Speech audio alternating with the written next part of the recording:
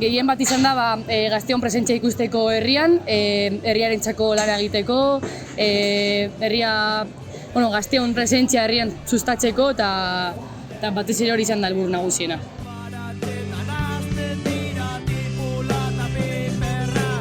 Egia da lehen, gazte asanbladako kideak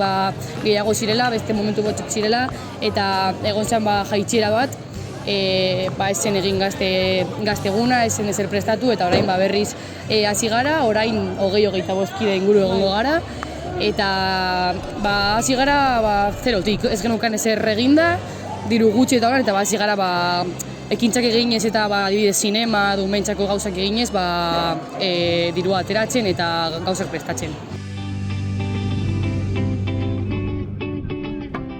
Aurrera begira 8 maioak datoz, ze, 8 osnan eta dirua ere lortzea, eta gero, udan zehar, ez dakit, frontenis torneoak edo musere egin genuen duela hilabete bat, eta dirua hori lortzeko, eta gero,